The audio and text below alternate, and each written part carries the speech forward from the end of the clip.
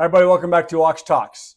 I want to just jump on real quick. I'm out of town for some business for a couple days down at the coast, but lots of stuff happening. I want to discuss a couple of things that came across my screen today.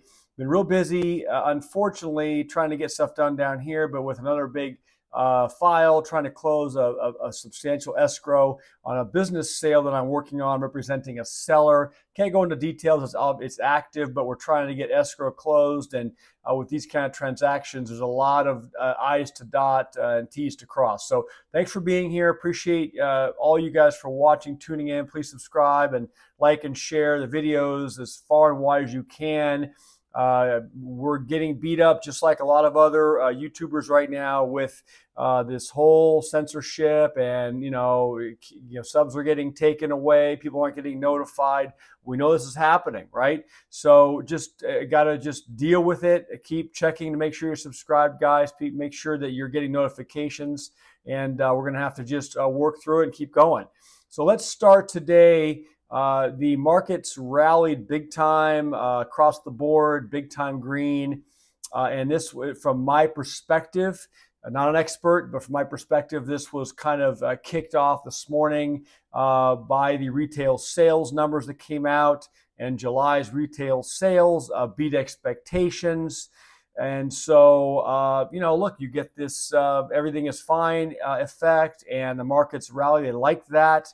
And so, look, but keep in mind, the June retail sales were revised down. So we always have this shock number come out. Oh, it miraculously beat expectations. And then you see revisions from the prior months, and usually they are down. So, what's to say that we're not going to, when we get August's numbers, we're going to have July revisions. Oh, it wasn't really as good as we said it was. So, look, we all know it's a game. It's very, very difficult to find market value in anything going on right now. I was very interested to see that gold and silver closed up today meaningfully. When you had the 10-year yield rose, I think 10 or 11 basis points, which means that people were moving, out of the safety trade of bonds and into something else. The market was up, but usually when you see, the 10-year spike like that, you have a corresponding, sell-off in metals. Not always, but the dollar was also up today. So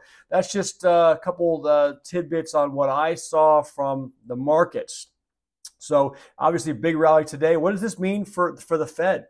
Look, if you have supposedly retail sales that are strong, we all know the consumers are broke and they're tapped out, where are they getting these numbers from? Who knows? But if we take it at face value, seems to me, again, as a non-expert here, that is not necessarily supportive of Fed rate cuts. Maybe it's baked in the cake for the Fed to go 25 basis points in September, but I wouldn't be too sure about that. So trade accordingly, right? But they're definitely, the cheerleaders are out saying that we are home free. There's no problems. The big story I want to share with you today, just briefly, that caught my eye, has to do with home builder sentiment.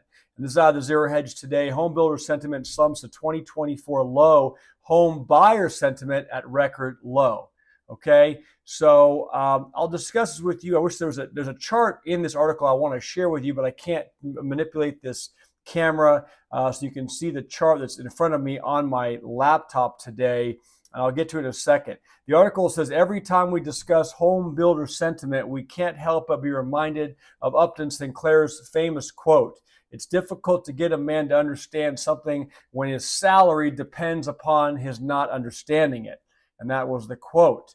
It says, NAHB home builder sentiment slumped in August to 39, well below expectations of a rise from the prior 41 to 43. So they're expecting 43. They got 39. Again, a big, let's say, underestimation of the slump.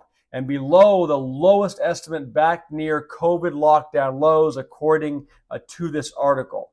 And it says the data indicate downbeat views on present conditions and more optimistic take on the outlook. Measures of prospective buyer traffic and of present sales fell to new low points for 2024, while a gauge of sales expectations for the next 6 months climbed 1 point to 49. All right. It says that may reflect expectations that mortgage rates are set to fall. And they have, by the way, they have been falling. So I saw a separate article earlier that everyone's rushing out to refinance because the rates have come down. Obviously, they're not at even close to where they were at, just a couple of years ago. But everyone's rushing now to refinance. There are some pitfalls there. Do your homework before you run into refinance, right? So keep that in mind. Says the picture is ugly for sure. This month, 33% of builders reported cutting prices, higher than the 31% who did so in July and the highest this year, according to NAHB. The average price reduction remained at 6% for the 14th month.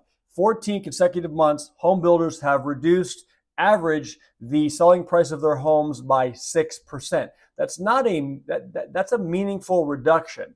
And of course, as we know, they're also using sales incentives to buy down rates, to provide incentives to step in, meaning flooring and appliances and gift cards, whatever it is to lure the buyer in the door, right?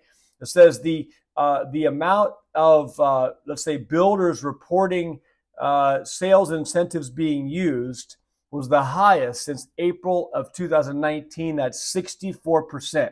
64% of home builders report that they're using sales incentives to lure in buyers, okay? Finally, we wonder, it says, just how far this catch down for home builder sentiment will go. And here's the chart. And I wish I could show it to you guys. And what it maps out is home builder confidence, and that is fairly high. And then it says home buyer confidence. Home buyer confidence is crashing while home builder confidence is basically holding. So, I don't know, where's the disconnect there? You guys, when there's home buyer sentiment at record lows, these are the people stepping in, signing the contracts, right? Negotiating the deals. So how many more incentives can these developers offer?